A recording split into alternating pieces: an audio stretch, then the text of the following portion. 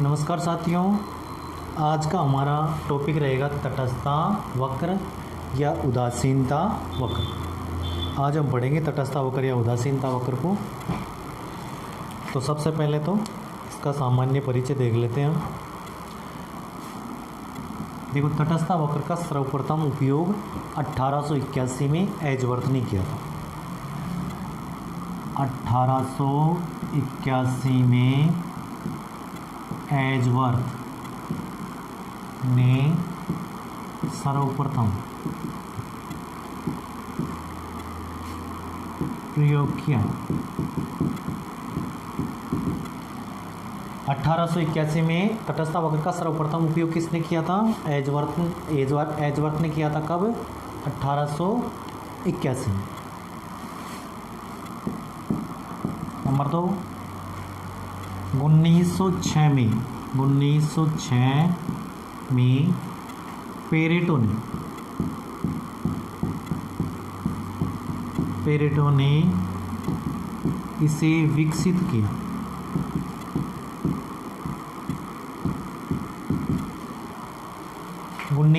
में पेरेटो ने इसे विकसित किया और 1934 में हिग्स व एलन ने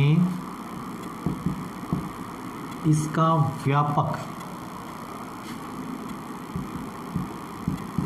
व्यापक प्रयोग किया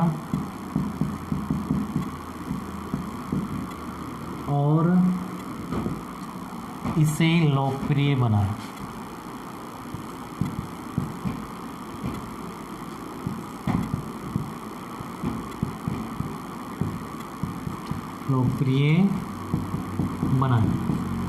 तो यहाँ पे ये 3 बिंदु हमें ध्यान रखने हैं। तटस्थता वक्र का सर्वप्रथम उपयोग किसने किया? एजवर्थ। कब? 1881 में। 1906 में पेरेटो ने इसे विकसित किया। 1906 में पेरेटो ने इसे विकसित किया और 1934 में हिग्स व एलन ने इसे लोकप्रिय बनाया, यानी इसका गहन अध्ययन किया। इससे पहले हम उपयोगिता के बारे में पढ़े थे और उपयोगिता में मैंने तुम्हें उपयोगिता को मापने की 2 विधियां बताई थी। एक तो गणनावाचक विचारधारा और एक क्रमवाचक विचारधारा। उपयोगिता के संबंध में हमने देखा था एक गणनावाचक विचारधारा और एक क्रमवाचक विचारधारा। ये गणनावाचक विचारधारा थी मार्शल की, किसके? मार्शल की। और ये थी हिग्स व एलन। ये क्रमवाचक जो विचारधारा थी वो किसकी थी? हिग्स व एलन। गणनावाचक विचारधारा में कौन आ रहा था? मार्शल। क्रमवाचक विचारधारा में कौन आ रहा था? हिग्स व एलन। और इसमें मैंने ये भी बताया था कि हिग्स और एलन क्रमवाचक विचारधारा की प्रेरणा है, यानी ये विचारधारा किसकी थी? हिग्स और एलन की। और हिग्स और एलन ने इसमें किसका उपयोग किया था? तटस्थता वक्र का, यानी तटस्थता वक्र का अध्ययन इसमें होता है। तटस्थता वक्र का अध्ययन होता है क्रमवाचक विचारधारा। गणनावाचक विचारधारा मार्शल के अनुसार उपयोगिता को हम माप सकते हैं और मापने की जो इकाई थी वो यूटिल्स में माप सकते हैं। क्रमवाचक विचारधारा के अंतर्गत हिग्स और एलन आ रहे थे और ये मानते हैं कि तो उपयोगिता को मापने की ज़रूरत नहीं है, उपयोगिता को माप नहीं सकते, केवल क्रम प्रदान कर सकते हैं, यानी पहला, दूसरा, तीसरा, इस तरह से हम क्रम दे सकते हैं उन्हें। उपयोगिता को माप नहीं सकते कि ये कह सकते हैं कि पहली वस्तु से हमें सबसे ज़्यादा उपयोगिता मिली, उसके बाद दूसरी वस्तु से उससे कम, उसके बाद उससे कम, यानी पहला, दूसरा, तीसरा, चौथा स्थान दे सकते हैं, उसे माप नहीं सकते। तो हिग्स और एलन क्रमवाचक विचारधारा में हिग्स और एलन के अनुसार हम तटस्थता वक्र का अध्ययन देखेंगे और तटस्थता वक्र का प्रयोग यहाँ भी देखते हैं। 1934 में हिग्स और एलन ने इसका व्यापक रूप से प्रयोग किया।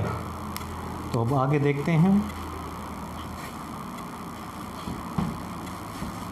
अब देखेंगे हम तटस्थ वक्र का अर्थ।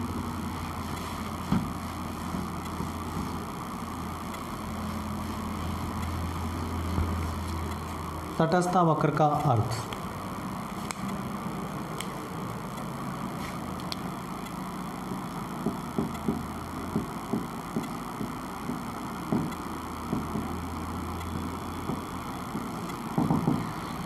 देखो, तटस्थ वक्र दो वस्तुओं के उन विभिन्न संयोगों को बताता है जिसके प्रत्येक बिंदु पर उपभोक्ता को समान संतुष्टि प्राप्त होती है। तटस्थ वक्र दो बिंदुओं के ऐसे संयोगों को बताता है जिसके प्रत्येक बिंदु पर उपभोक्ता को समान संतुष्टि प्राप्त होती है। तो तटस्थ वक्र की परिभाषा मैं एक बार नोट कर देता हूँ। तटस्थ वक्र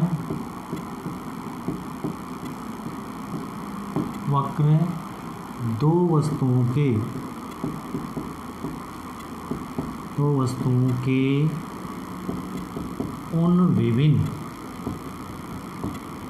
विभिन्न संयोगों को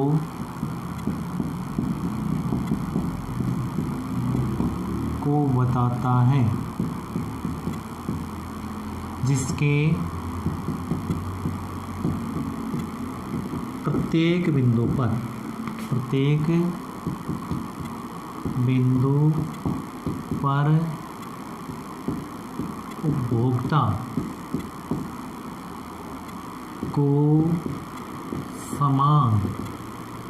उपभोक्ता को समान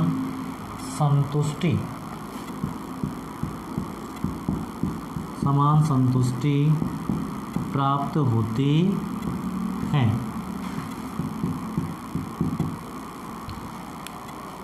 तटस्थ वक्र दो वस्तुओं के उन विभिन्न संयोगों को बताता है, प्रकट करता है जिसके प्रत्येक बिंदु पर उपभोक्ता को समान संतुष्टि प्राप्त होती है। और समान संतुष्टि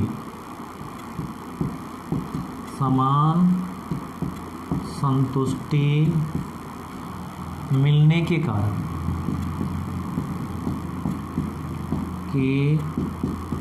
कारण उपभोक्ता समान संतुष्टि मिलने के कारण उपभोक्ता इन बिंदुओं या संयोगों के प्रति तटस्थ या उदासीन हो जाता है। तटस्थ या उदासीन हो जाता है। यहाँ तटस्थ या उदासीन का तात्पर्य है कि उपभोक्ता सभी बिंदुओं को यानी सभी संयोगों को समान रूप से पसंद करता है। तो तटस्थ वक्र की परिभाषा है, तटस्थ वक्र दो वस्तुओं के उन विभिन्न संयोगों को बताता है। तटस्थ वक्र दो वस्तुओं के उन विभिन्न संयोगों को बताता है जिसके प्रत्येक बिंदु पर उपभोक्ता को समान संतुष्टि प्राप्त होती है और समान संतुष्टि मिलने के कारण उपभोक्ता इन बिंदुओं या संयोगों के प्रति तटस्थ हो जाता है या उदासीन हो जाता है। यहाँ तटस्थ या उदासीन का तात्पर्य है कि उपभोक्ता सभी बिंदुओं को समान रूप से पसंद करता है।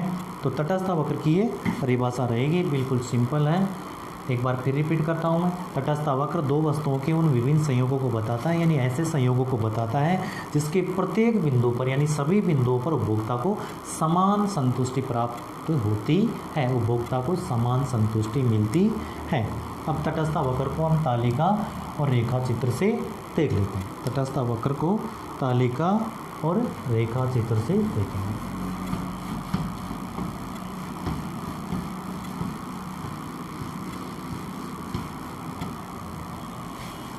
तटस्थ वक्र को निम्न तालिका व रेखा चित्र से स्पष्ट कर सकते हैं। तो सबसे पहले तालिका फिर रेखा चित्र बनाएंगे हम।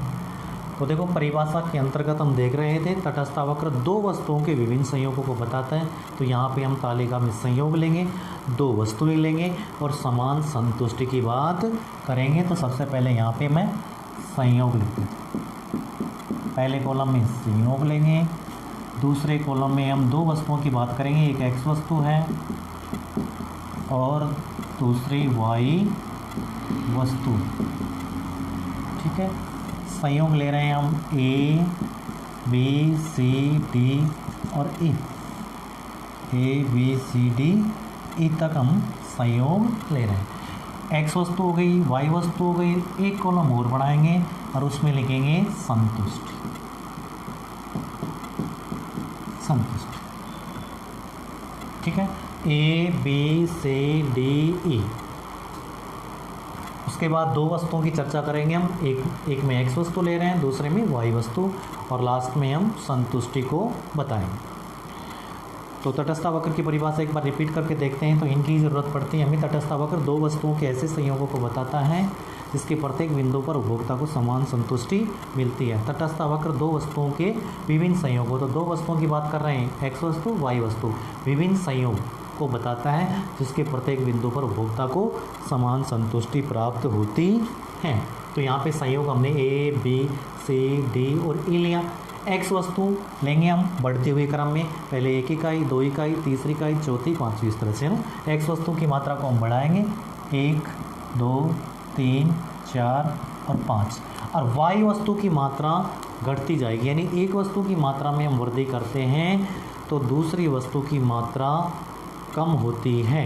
एक वस्तु की मात्रा को बढ़ाएंगे, दूसरी वस्तु की मात्रा में कमी होना जरूरी है, तभी उपभोक्ता को समान संतुष्टि प्राप्त होगी, तभी उपभोक्ता समान संतुष्टि पर माना जाएगा। अन्यथा एक वस्तु में वृद्धि हो रही है, यदि दूसरी वस्तु में कमी नहीं हो रही है तो इसका मतलब उसकी संतुष्टि का स्तर बढ़ जाता है। तो यहाँ पे ये ज़रूरी है कि एक वस्तु की मात्रा में वृद्धि हो रही है तो दूसरी वस्तु की मात्रा में कमी होना आवश्यक है। तो यहाँ पे हमने एक्स वस्तु की मात्रा को बढ़ते हुए क्रम में लिया है और वाई वस्तु की मात्रा को बढ़ते हुए क्रम में लेंगे, पहले ज़्यादा फिर कम करते जाएंगे, पहले फिर कम करते जाएंगे। तो देखो यहाँ पे मैं वाई वस्तु मान लीजिए शुरू में 20 थी, अब हम क्या करेंगे इसमें कमी करते जाएंगे और कमी घटते हुए क्रम में करेंगे। जैसे मान लीजिए सबसे पहले जैसे हमने कितनी इकाइयाँ छोड़ी, 5 इकाई छोड़ेंगे, 20 में से 5 कम करेंगे 15, अब 4 कम करेंगे तो 11, अब 3 कम करेंगे तो 8, अब 2 कम करेंगे तो हमारा बचेगा 6। यानी सबसे पहले हमने 20 में से 5 कम किया तो 15 बचा, फिर 4 कम करेंगे 11, फिर 3 कम करेंगे 8 बचेगा, फिर इसमें से 2 कम कर देंगे 6 बचेगा।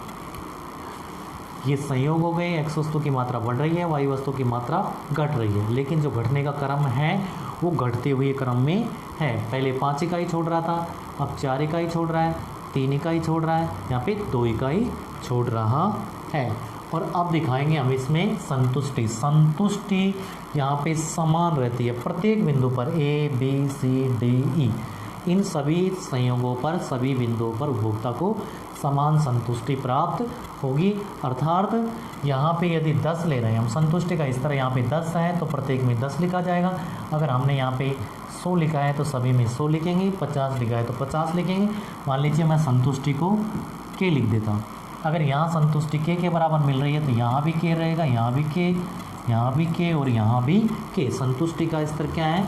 के। तो यहाँ समान संतुष्टि होती है, इसलिए सभी में मैंने क्या लिख दिया? के। अब इसको रेखा चित्र से स्पष्ट करेंगे, तो इसका रेखा चित्र बनाएंगे यहाँ पे।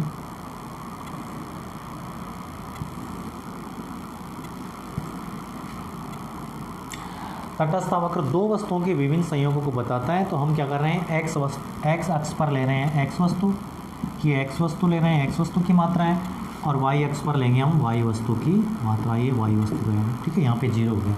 तो एक्स वस्तु की मात्रा को ध्यान से देखो, 1 से कहाँ तक लिखना है हमें? 5 तक। तो बराबर का अंतराल लेकर के हम लिख देंगे 1 2 3 4 और यहाँ तक हमने लिख दिया 5। एक्स वस्तु की मात्रा 1 से 5 तक, एक्स अक्ष पर हमने एक्स वस्तु ली थी, तो यहाँ से 1 से 5 तक हमने दर्शा दिया।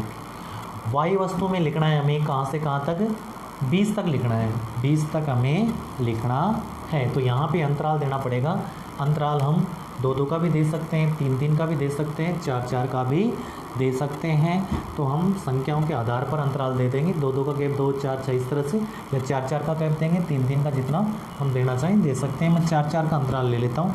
सबसे पहले मैं 4 लिखूँगा, फिर 8, 8 के बाद 12, 12 के बाद 16 और 16 के बाद हो जाएगा हमारा 20, इस तरह से। ठीक है, 4 का अंतराल ले लिया मैंने एक्स वस्तु में, क्योंकि हमें 20 तक चाहिए, 20 इकाई चाहिए, तो यहाँ पे हमने 20 तक लिख दिया, यहाँ 5 तक लिख दिया। अब इसको दर्शाएंगे। देखो, ए संयोग पर हमारा एक्स वस्तु की मात्रा 1 पर कितनी है? 20, 1 पर 20, तो 1 की स्थिति में हम 20 तक जाएंगे, तो ये पहला संयोग यानी ए प्राप्त हो जाएगा हमारा। ठीक है, अब क्या करेंगे, बी बिंदु लेंगे। 2 पर कितना दर्शाना है? 15, तो 2 की स्थिति में 15 तक जाएंगे, 2 की स्थिति में हम 15 तक जाएंगे, तो 16 से थोड़ा सा नीचे रहेंगे, है ना, 16 से थोड़ा नीचे। ठीक है, उसके बाद 3 पर हमें 11 दर्शाना है। 3 पर 11, 11 12 से थोड़ा नीचे होगा, यानी ये 3 और ये हो गया हमारा, ठीक है, 12 से थोड़ा नीचे। इसके बाद 4 पर हमें 8 दर्शाना है। देखो, ये 8 रहा और ये हमारा 4 पर हमने 8 दर्शा दिया। ठीक है, उसके बाद हमें ई बिंदु लेना है, जिसमें 5 पर कितना, 5 की स्थिति में हमें 6 तक जाना है, तो 6 कहाँ पे होगा? 8 और 4 के बीच में से, तो यहाँ से जाएंगे हम और 5 की स्थिति में यहाँ तक चले जाएंगे, और इन सभी को बिंदुओं को हम इस तरह से मिलाएंगे, इस तरह से। ठीक, इस तरह से हम मिला देंगे थोड़ा घूमते हुए ये, और ये बन गया हमारा तटस्था वक्र। तटस्था वक्र, इंडिफरेंस कर्व, इंग्लिश में कहेंगे इंडिफरेंस कर्व, तटस्था वक्र, आईसी कर्व, इंडिफरेंस कर्व। ठीक है, अब यहाँ पे बिंदु दर्शाएंगे। यहाँ पे ए, ये ए हो गया, ये बी, और ये सी, ये डी, और ये हो गया हमारा ई। तो ये तटस्था वक्र है। इसके प्रत्येक बिंदु पर उपभोक्ता को समान संतुष्टि मिलती है, क्योंकि यदि एक एक्स की मात्रा में वृद्धि करते हैं तो वाई की मात्रा क्या हो जाएगी? घट जाएगी, और यदि हम एक्स की मात्रा को कम करेंगे तो वाई की मात्रा बढ़ जाएगी। तो यहाँ A B C D E पर उपभोक्ता को समान संतुष्टि प्राप्त होती है। तो ये तटस्था वक्र बन गया हमारा। ये क्या है? तटस्था वक्र, जिसको उदासीनता वक्र भी कहा जाता है। तो अब हम देखेंगे प्रतिस्थापन की सीमांत दर। तो ये हो गया हमारा तटस्था वक्र। उम्मीद है समझ में आया होगा। और अब इसी के साथ हम देख लेते हैं प्रतिस्थापन की सीमांत दर। प्रतिस्थापन की सीमांत दर, तो देखो प्रतिस्थापन की सीमांत दर को भी हम तालिका और रेखा चित्र से समझेंगे। तो इसमें सिर्फ हम एक कॉलम और बढ़ा देंगे। ये संयोग रहेगा, एक्स वस्तु रहेगी, वाई वस्तु रहेगी, ये संतुष्टि रहेगा, और लास्ट में यहाँ पे लिख देंगे प्रतिस्थापन की सीमांत दर का एक कॉलम और बना लेंगे। तो पहले तो देखते हैं प्रतिस्थापन की सीमांत दर क्या होती है। प्रतिस्थापन की सीमांत दर,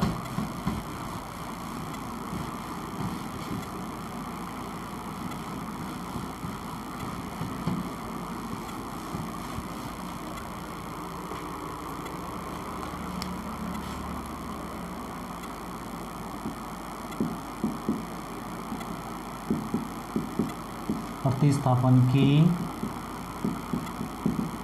सीमांत दर MRS for Y, marginal rate of substitution for X for Y के लिए, यानी एक्स के लिए वाई की त्यागी जाने वाली मात्रा ही क्या है?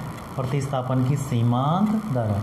प्रतिस्थापन की सीमांत दर, तो इसके बारे में थोड़ा सा देख लेते हैं हम। प्रतिस्थापन की सीमांत दर, देखो प्रतिस्थापन की सीमांत दर है एक्स वस्तु के लिए वाई की त्यागी गई मात्रा। यदि हम एक्स वस्तु की मात्रा में वृद्धि करना चाहते हैं तो इसके लिए हमें वाई वस्तु की कुछ मात्रा का त्याग करना पड़ेगा, और यही क्या है? प्रतिस्थापन की सीमांत दर है। यानी हम वाई वस्तु के लिए एक्स वस्तु की कितनी इकाइयाँ छोड़ रहे हैं, या एक्स वस्तु के लिए वाई वस्तु की त्यागी गई मात्रा या छोड़ी गई मात्रा क्या है? प्रतिस्थापन की सीमांत दर है। तो प्रतिस्थापन की सीमांत दर एक्स वस्तु की अतिरिक्त इकाई के लिए, एक्स वस्तु की अतिरिक्त इकाई के लिए वाई वस्तु की त्यागी गई मात्रा है। वही वस्तु की त्यागी गई या छोड़ी गई मात्रा ही क्या है, प्रतिस्थापन की सीमांत दर है। जबकि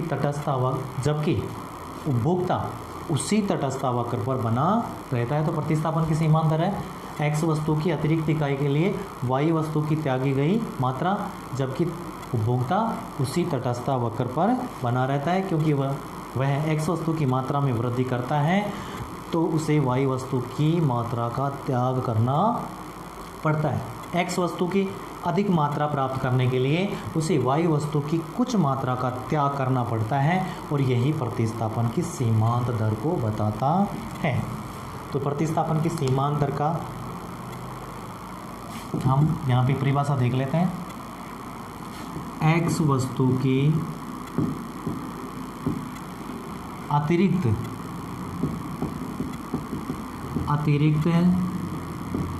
इकाई प्राप्त करने के लिए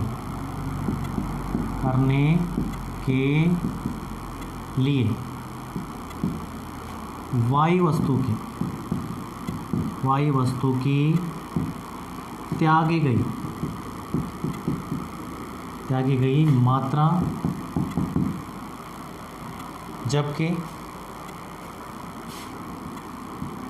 जबकि उपभोक्ता उसी तटस्थ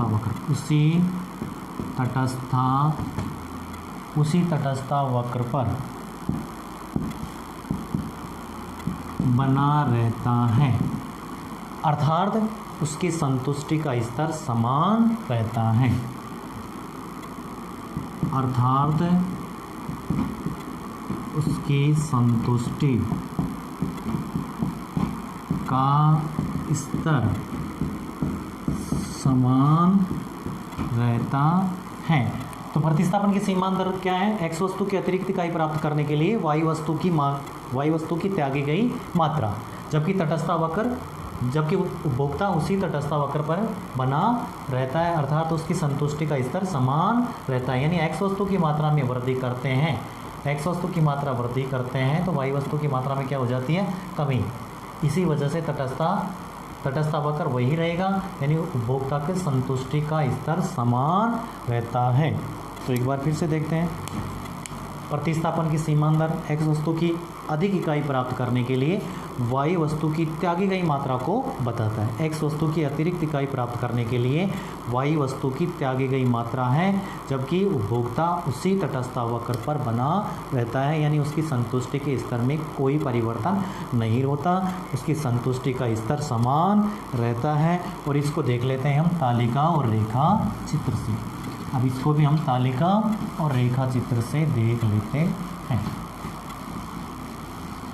प्रतिस्थापन की सीमांत दर को तालिका और रेखा चित्र से समझ लेंगे। तो तालिका मैंने बताया कि तालिका वही तटस्थ वक्र वाली ही तालिका बन जाएगी, बस एक कॉलम उसमें बढ़ा देंगे। तो तटस्थ वक्र में सबसे पहले हम ले रहे थे संयोग। क्या ले रहे थे हम, संयोग। सबसे पहले संयोग,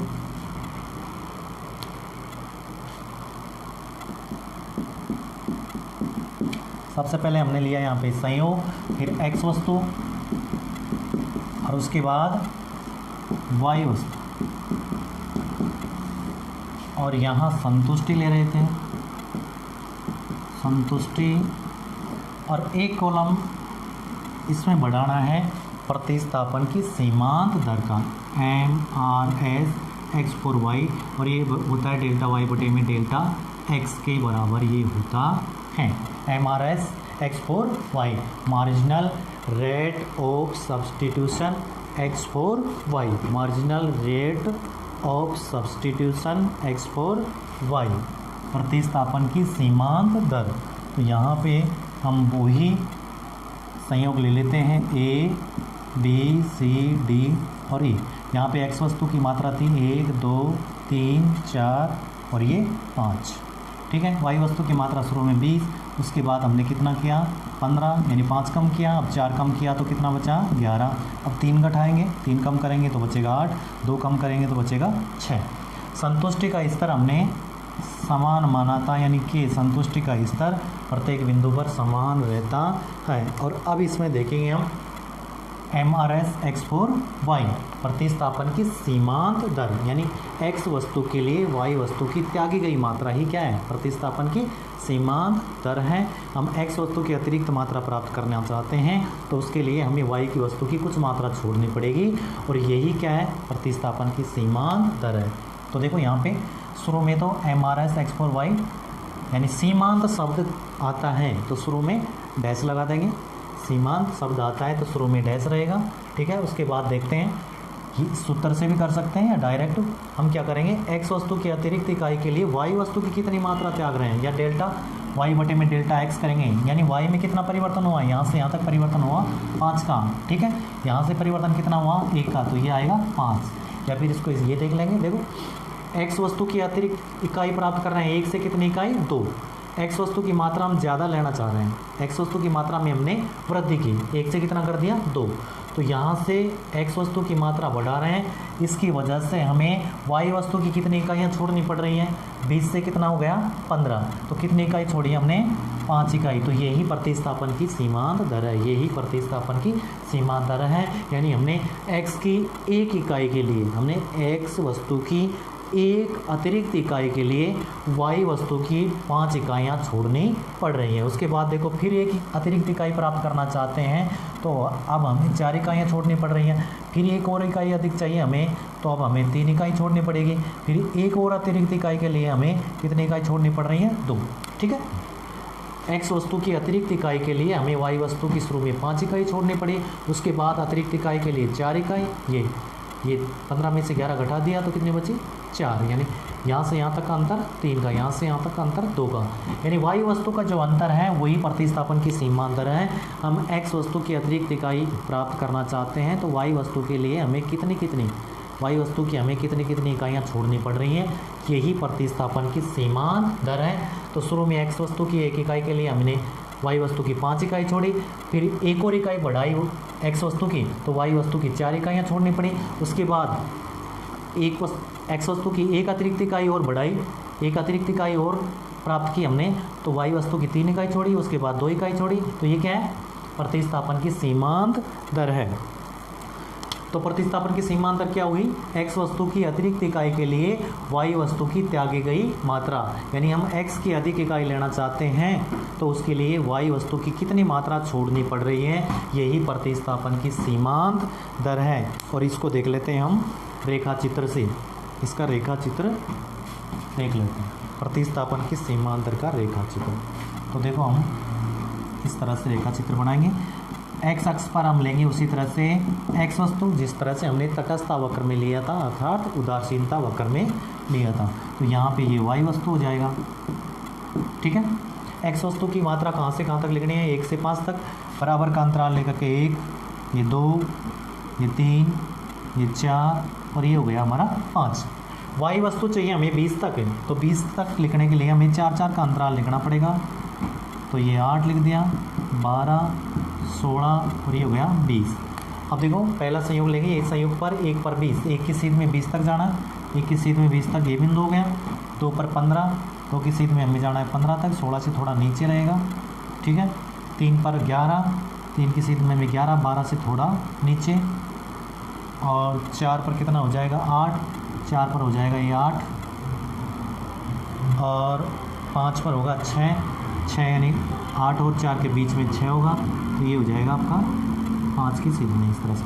और इसको घूमते हुए थोड़ा इस तरह से बढ़ाएंगे, हम इन बिंदुओं को मिलाएंगे तो ये IC कर्व माना जाएगा, इंडिफरेंस कर्व, IC वक्र, इंडिफरेंस कर्व बन गया ये, ठीक है, तटस्थता वक्र बन गया।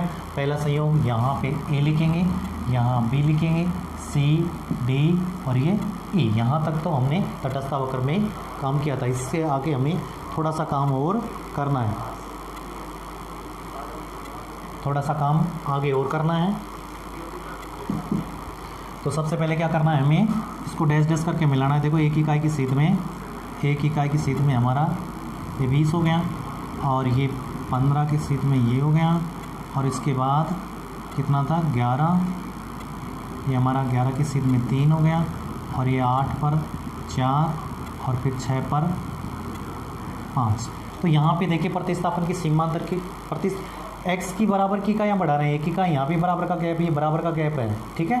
एक्स वस्तु की एक इकाई के लिए हमने वाई वस्तु की कितनी इकाई, जैसे ये एक्स वस्तु की अतिरिक्त इकाई के लिए हम वाई वस्तु की लगातार घटते हुए क्रम में इकाइयाँ छोड़ रहे थे। हमने एक इकाई के लिए शुरू में कितनी इकाई छोड़ी, यहाँ से यहाँ तक, उसके बाद ये गैप, ठीक है, और इसका ये बराबर का गैप, ये भी बराबर का गैप चल रहा है, यहाँ तक यहाँ तक यहाँ तक, है ना। तो यहाँ शुरू में इतनी इकाई छोड़ी, फिर उसके बाद इतनी इकाइयाँ, फिर और कम। तो यहाँ पे एक्स वस्तु की मात्रा में वृद्धि करने के लिए वाई वस्तु की इकाइयों का त्याग कर रहे हैं। शुरू में हमने इतनी इकाइयों का त्याग किया, उसके बाद इतनी इकाइयों का त्याग किया, उसके बाद इतनी इकाइयों का, उसके बाद इतनी इकाइयों का, यानी घटते हुए क्रम में हम इकाइयाँ छोड़ रहे हैं। तो ये है प्रतिस्थापन की सीमांत दर। उम्मीद है साथियों समझ में आया होगा। बहुत बहुत धन्यवाद। अगला पार्ट हम पढ़ते हैं कल। Thank you.